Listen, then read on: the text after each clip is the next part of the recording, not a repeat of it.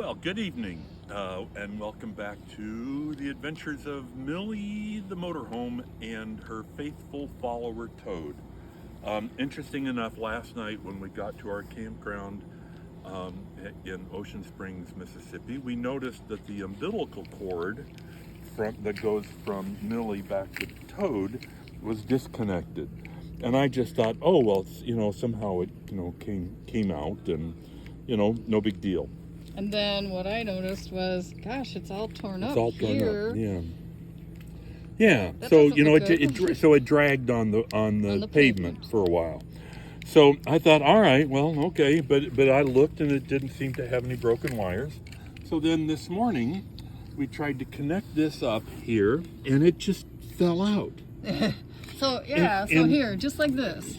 Yeah. So I'd stick this thing in here. I can't see it here.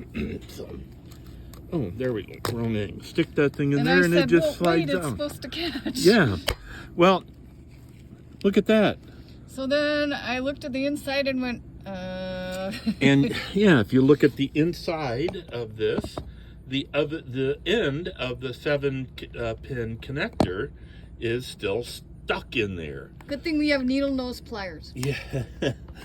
So apparently what happened is that because this is up higher and it drops 4 inches, 3 inches, 4 inches, something like that, and then goes out to Toad, and there's this extra distance here, plus this sticks out further from, anyway, it's too short. So I don't know why it pulled it apart. Well, so I guess the connections held. When I turn too sharp, so for instance, if this is sitting here and it's connected to Toad over here, and if I turn too sharp to one way, this goes over here and it pulled this out. So First lesson of our trip. that was So that was the first lesson that I learned today. Not bad. We can just drive Toad separately. That's Sharon drove today, and I drove Millie, and I'll go looking for one that's more than 6 feet long, probably a 10-foot cord, and I'd really be nice if I could find one that's a 7-pin to 6, but if not, I'll put this 6-pin back on. So anyway, so that was the first lesson. The second lesson that I learned was, because I think I've mentioned that the steering is really Loose. soft, and so really wishy-washy. So I was thinking that maybe the issue was that we don't have anything on the coach itself, so there's no weight forward of the rear wheels. But if you pull a 3,000-pound car, that puts about 300 pounds down on this, and so it's effectively lifting the front tires and causing them to not grip as much, and so it tends to sway back and forth. But you weren't towing the car today, and you were all over the place. So today I was not towing the car, and it was better. It was still a little wishy-washy, but it was better. So I'm hoping that when we get 10,000 pounds on this thing, which is about what we'll end up doing, that whole thing will pull, we have these great shocks on there that are supposed to, help with the suspension, and so I'm hoping that will weigh it down a little bit, get the front tires down more on the pavement, and give me better traction on the front tires. I don't know. We'll find out.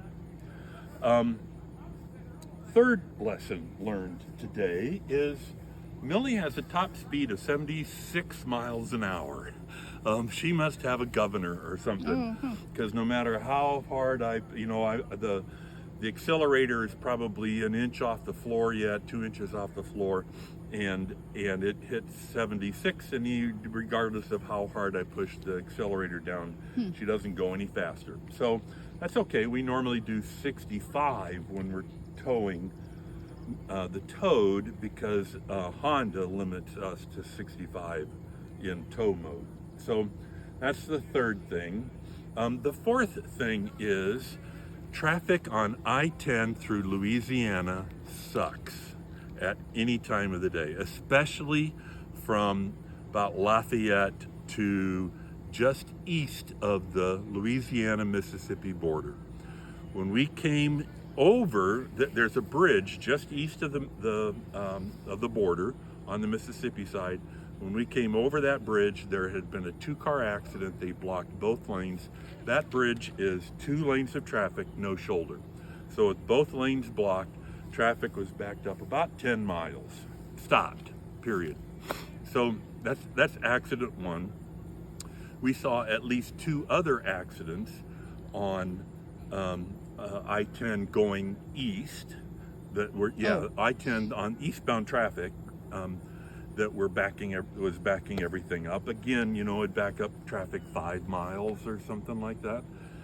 And then one of the most interesting wrecks I've ever run into is we had just hit the Atchafalaya Swamp Bridge, which is this long, like 60-mile long bridge through the Atchafalaya Swamp.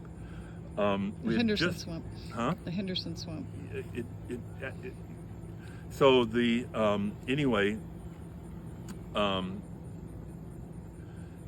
we had just hit that bridge, and traffic was stopped on the left-hand lane. On this bridge, they at least have a shoulder, but everybody went into the right-hand lane, and this must have just happened, but there was a truck there in the left-hand lane, one of those trucks that tows cars, back to the when a dealer sells cars and they stack up 10 cars kind of thing on this big rack, and it goes up and down, and they show up at the Honda dealer and they drop off 10 brand new Hondas, right? And so anyway, there was a truck parked there. It was empty. Behind it were 2 cars. One was the second car had submarined under the first car.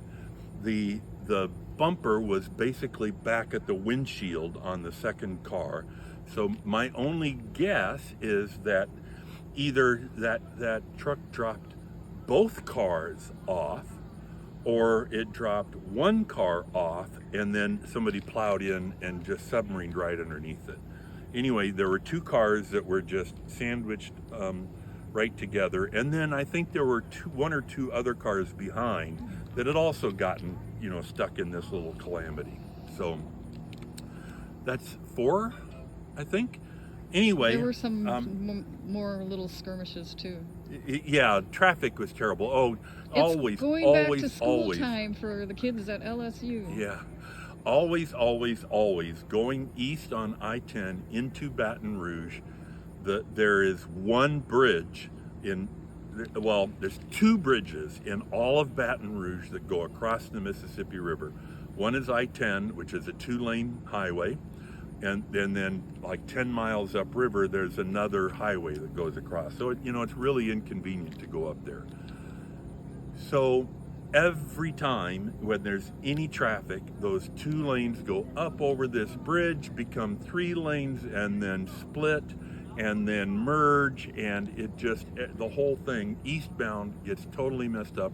They were backed up another 10, it was stopped 10 miles down, and then slow for another 10 miles. So, I mean, it's terrible. Don't ever go eastbound through Baton Rouge at rush hour. So. Or maybe ever. Or maybe ever, yeah. However, there were a couple of nice things today. One is that it was actually reasonably comfortable in the low 80s most of the day. So not bad, and the engine air conditioner was able to keep up, and so Luna and I stayed reasonably cool in the cockpit. But the best thing of the whole day was I found this cute silver-haired lady driving a silver car that kept following me. And I thought, well, she's kind of cute, she's probably, slim, Denise Austin type,